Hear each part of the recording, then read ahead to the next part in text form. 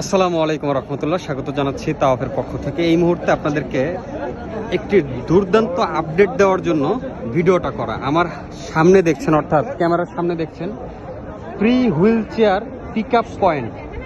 আপনারা যারা মক্কায় এসে ফ্রি হুইল চেয়ার নিতে চাচ্ছেন আপনার বয়স্ক বাবা মা জন্য, অথবা আপনার ছোট বাচ্চার জন্য, অথবা আপনার সাথে অনেক ব্যাগ রয়েছে, সে ব্যাগগুলা নিয়ে ক্যারি করার জন্য, আপনারা চাইলে এই স্থানটিতে এসে একদম বিনামূল্যে কোনো টাকা পয়সা ছাড়া আপনি একটি হুইল চেয়ার নিতে পারবেন। এটার একটি প্রক্রিয়া আছে, সেটা আমি বলে দিচ্ছি। এটা আগে দেখাই যে এটা কোথায় আসতে হবে। অনেকেই চিনবেন না, যারা নতুন তাদের জন্য ভিডিওটি খুব কাজে লাগবে। এটা হচ্ছে রাসূল সাল্লাল্লাহু আলাইহি সাল্লামের বাড়ির দৃশ্য। এটা বর্তমানে লাইব্রেরি হিসাবে রাখা হয়েছে। আর এটা হচ্ছে আপনার আবু জাহেলের হাম্মাম, অর্থাৎ আবু জাহেলের ঘর ছিল এখানে। ঘৃণাস্বরূপ তাকে এটাকে বাথরুম অজুখানা তৈরি করা হয়েছে।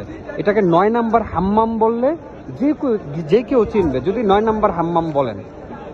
তো সেই ক্ষেত্রে আপনি এই 9 নাম্বার হাম্মামে আসলে দেখেন free wheelchair pick up point. এখানে আসবেন, অবশ্যই আপনার সাথে ছোট বাচ্চা অথবা বয়স্ক বাবা মা কাউকে দেখাবেন যে আমার একজন হাজি অসুস্থ, তাকে আমি তাওয়াফ করাবো অথবা সাফা মারাও করাবো।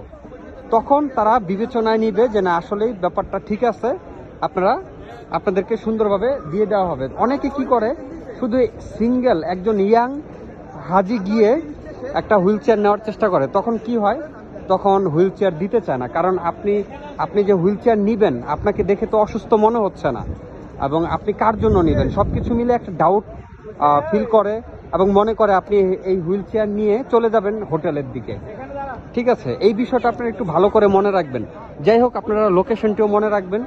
এই জায়গাটির ভিডিওটা আপনারা সেভ করে রাখতে পারেন অথবা শেয়ার করে রাখতে পারেন, আপনাদের কাজে লাগবে ইনশাল্লাহ। সবাই ভালো থাকবেন। এবং কারা কারা এই ভিডিও দেখে হুইল চেয়ার নিতে পেরেছেন, বা এর আগে কারা কারা হুইল চেয়ার নিয়েছেন, আপনাদের অভিজ্ঞতা কেমন ছিল, তারা ভিডিওর নিচে কমেন্ট সেকশনে কমেন্ট করে জানাতে পারেন আপনাদের অভিজ্ঞতা। সবাই ভালো থাকবেন। আল্লাহ হাফেজ। আসসালামু আলাইকুম ওয়া রাহমাতুল্লাহি ওয়া বারাকাতুহু।